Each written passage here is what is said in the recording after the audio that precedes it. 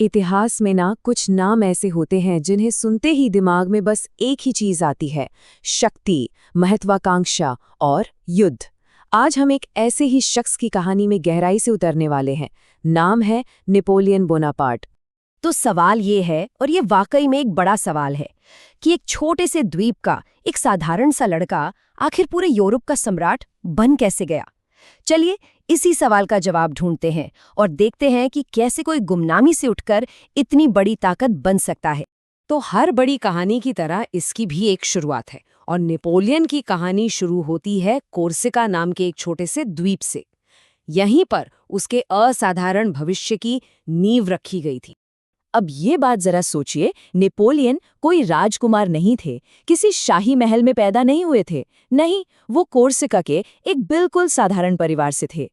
लेकिन उनके माता-पिता ने उन्हें फ्रांस के एक मिलिट्री स्कूल में भेज दिया, और बस यहीं से उनके उस जबरदस्त मिलिट्री करियर की शुरुआत हो गई।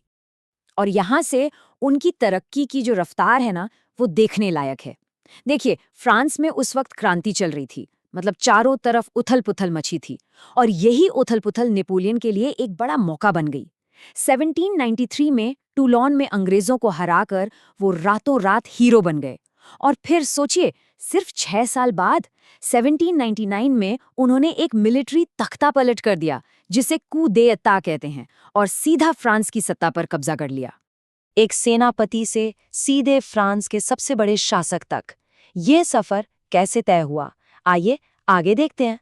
तो उस तख्ता पलट के बाद नेपोलियन फर्स्ट कॉन्सल बन गए। अब कहने को तो ये सिर्फ एक टाइटल था, पर असल में इसका मतलब था कि वो फ्रांस के सबसे ताकतवर इंसान बन चुके थे।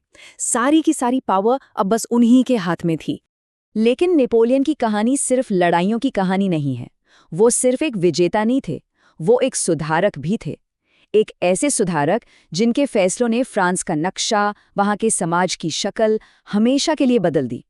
और फिर वो साल आया जिसने सब कुछ बदल दिया, 1804। ये एक ऐतिहासिक पल था। सच में नेपोलियन ने अपनी महत्वाकांक्षा की सारी हदें पार कर दी, गणतंत्र को खत्म किया और खुद को फ्रांस का सम्राट घोषित कर दिया।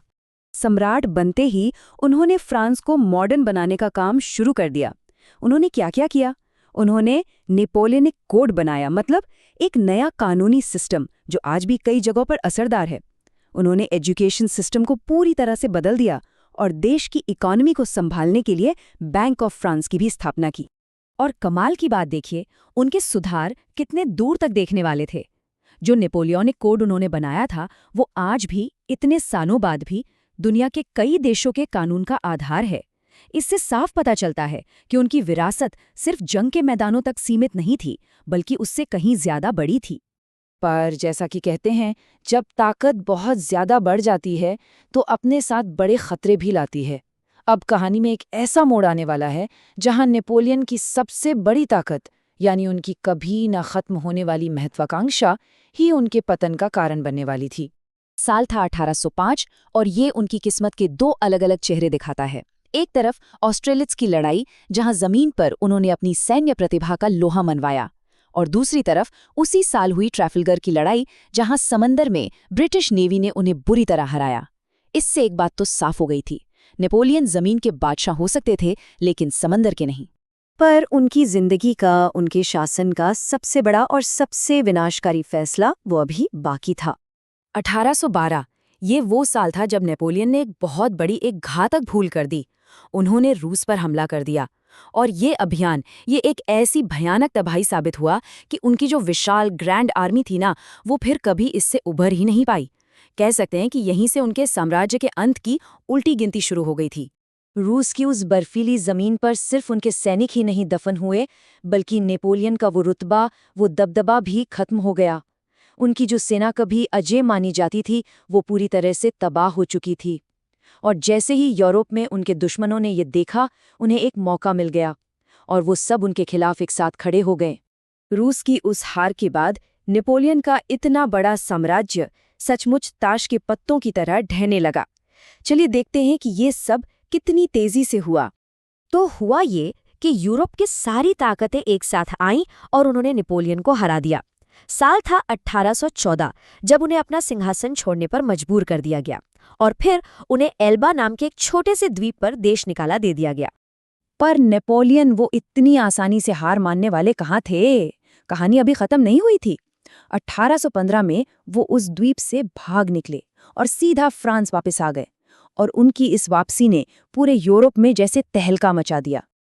उनकी ये वापसी, जिसे इतिहास में 100 दिन या द 100 डेज के नाम से जाना जाता है, ज्यादा दिन नहीं चली। इसका अंत हुआ एक बहुत ही मशहूर लड़ाई में, वॉटरलू की लड़ाई। यहाँ ब्रिटेन और उसके साथी देशों ने मिलकर उन्हें आखिरी और निर्णायक हार दी।